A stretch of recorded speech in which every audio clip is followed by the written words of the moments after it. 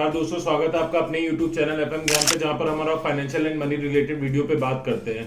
आज के वीडियो में हम बात करने वाले हैं IEX शेयर एनालिसिस के बारे में बात करेंगे, क्योंकि इसका प्राइस लगातार गिरते हुए देखने को मिला और काफी नीचे हो चुका है। क्या रीजन है, इसमें इन्वेस्ट करना चाहिए नहीं करना चाहिए, बाय होल्ड सेल, सारी चीजों पे बात करेंगे। क्या कंपनी में निगेटिव चीजें, क्या पॉजिटिव चीजें हैं।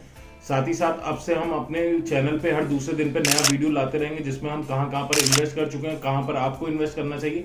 प्रॉपर शेयर एनालिसिस जिस तरह हम करते थे उस तरह हम करेंगे, जिस पर ऑलरेडी आपका बहुत प्यार मिला हुआ है। और ग्रो ऐप में 1 साल तक हमने जो म्यूचुअल फंड में SIP के थ्रू पैसा लगाया, उसमें क्या रिटर्न मिला, और कुछ शेयर एनालिसिस के वीडियो आपको डिस्क्रिप्शन और आई बटन में मिल जाएंगे, जो हमारे लेटेस्ट वीडियो, तो उसको जरूर चेकआउट करिएगा। तो चलिए यहाँ पर वीडियो को स्टार्ट करते हैं और यहाँ पर आ जाते हैं जिस शेयर के बारे में हम बात कर रहे थे। IEX शेयर की बात हो रही थी, जिसका करंट मार्केट प्राइस जो चल रहा है 155 रुपीज 70 पैसे के आसपास में अभी चल रहा है, जो क्लोजिंग हुई है। अगर मैं बात करूं 52 वीक हाई और 52 वीक लो की, तो 52 वीक लो प्राइस जो इसने बनाया 125 रुपीज बनाया हुआ है, यानी कि 52 वीक लो से बहुत ज्यादा दूर नहीं है, बहुत नीचे तक आ चुका है ऑलरेडी। और 52 वीक हाई की बात करें 251 रुपीज तक इसने हाई बनाया हुआ है, यानी कि अगर हम यहाँ से देखें तो एक अच्छा खासा मार्जिन है हमारे लिए कि जब ये हाई बनाना चालू करेगा, इसमें अपर सर्किट लगेगा, तो एक अच्छा खासा प्रॉफिट हो सकता है। लेकिन खाली प्राइस देख के हमें यहाँ पर डिसीजन नहीं लेना होता, फंडामेंटल भी देखना हमारे लिए जरूरी हो जाता है कि आखिर इतना प्राइस गिरा है तो उसके पीछे का रीजन क्या है। तो चलिए पहले तो कुछ की टेक्स या की मैट्रिक्स की बात करूंगा कंपनी की, जिसमें यहाँ पर अर्निंग, अगर हम यहाँ पर बात करें PB रेशियो की, तो वो है 26.66 है, जो कि एक तरह से हायर PB आप कह सकते हो। मार्केट कैप कंपनी का बात करूं वो है 13,992 करोड़ का। सेक्टर PE की बात करूं 45.04 है, और साथ ही साथ डिविडेंड यील्ड की अगर मैं बात करता हूं तो वो यहाँ पर 1.28 है, यानी कि इस कंपनी में डिविडेंड भी अच्छा खासा मिलता रहता है। तो ये था कंपनी का कुछ की मैट्रिक। इसके अलावा अगर मैं बात करूं तो यहाँ पर हम देखना चाहेंगे कि जो कंपनी का बैलेंस शीट है या फाइनेंशियल रिजल्ट है वो कैसा रहा है। तो इस पे अगर आप नजर डालेंगे, सितंबर 2022 क्वार्टर और दिसंबर 2022 क्वार्टर का ही रिजल्ट है अभी के लिए, अभी मार्च का नहीं आया है। बट यहाँ पर अगर आप देखते हैं सेल्स में बहुत ज्यादा डिफरेंस नहीं दिखेगा। 95 करोड़ था सितंबर में और दिसंबर में हो गया वो 100 करोड़।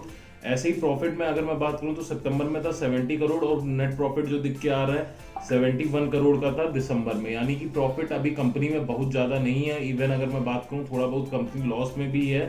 बैलेंस शीट की अगर मैं बात करता हूँ टोटल लायबिलिटीज की, तो आप देख सकते हैं कि यहाँ पर लगातार ईयर ऑन ईयर बेसिस पे बढ़ता ही जा रहा है। अभी 2023 का डाटा नहीं आया है, बट 21 और 22 का कंपैरिजन करेंगे तो लायबिलिटीज कंपनी की बढ़ती जा रही हैं।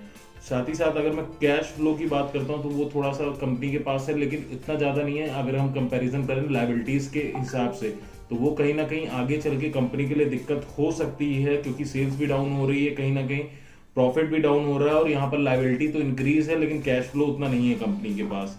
अब यहाँ पर सबसे जो इंपॉर्टेंट रेड फ्लैग हो सकता है इस कंपनी को लेके, क्योंकि यहाँ पर इसलिए इस शेयर को मैं कवर कर रहा हूँ क्योंकि यहाँ पर रिटेल इन्वेस्टर बहुत ज्यादा हैविली इन्वेस्टेड कर देते जा रहे हैं, और जब भी रिटेल इन्वेस्टर बहुत हैविली इन्वेस्ट करते हैं तो वो कहीं ना कहीं फंसते हैं जब भी शेयर प्राइस डाउन होता है, और वैसा ही इसमें अभी हो रहा है करंटली। तो अगर हम बात करें यहाँ पर FIIs, DIIs और पब्लिक और सभी सेगमेंट का डाटा आप यहाँ पर पाई चार्ट के थ्रू बगल में देख सकते हैं कि किसके पास कितना है। FIIs की बात करूँ तो 15.49% है, अगर DII की बात करूँ 21.74 है, पब्लिक की अगर मैं बात करूँ तो 62.48% है, और बाकी अदर्स के पास 0.29% है। यानी कि आपको समझना होगा सबसे ज्यादा जो पैसा है वो पब्लिक यानी कि रिटेल इन्वेस्टर के थ्रू ही इन्वेस्ट हो रखा है इस शेयर में। और सबसे खास देखने वाली बात ये होगी कि म्यूचुअल फंड ने भी यहाँ पर थोड़ी बहुत होल्डिंग डिक्रीज करी है।